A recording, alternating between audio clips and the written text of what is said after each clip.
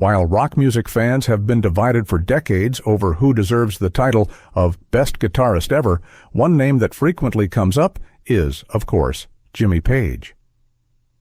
But who does the Led Zeppelin legend consider to be the most skilled guitar player in history?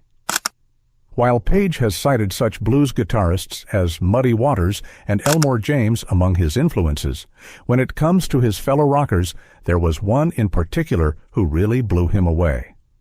In a 1975 interview Rolling Stone, Page lamented the loss of Jimi Hendrix 5 years earlier, praising his unique talents.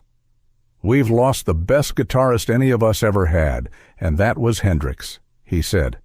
"It is just kind of a shame that I never really had a chance to talk with him or hear him.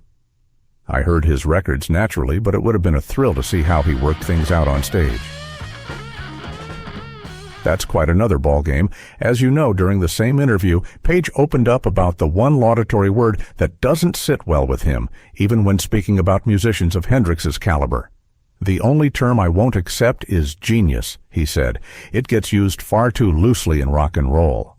When you hear the melodic structures of what classical musicians put together and you compare it to that of a rock and roll record, there's a hell of a long way rock and roll has to go. There's a certain standard in classical music that allows the application of the term genius, but you're treading on thin ice if you start applying it to rock and rollers," he added. As Page told Rolling Stone in 2012, he meant to Hendrix when he played at the Royal Albert Hall, but he was feeling pretty shot at the time.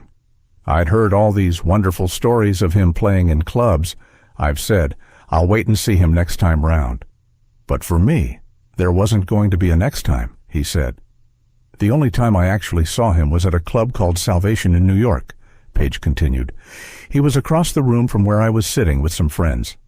I was going to go over and say, 'I'm sorry I missed the London concert.' But then he was leaving with the people who were with him. He looked a little worse for wear. I thought, there will be a more favorable time. In the end, there wasn't."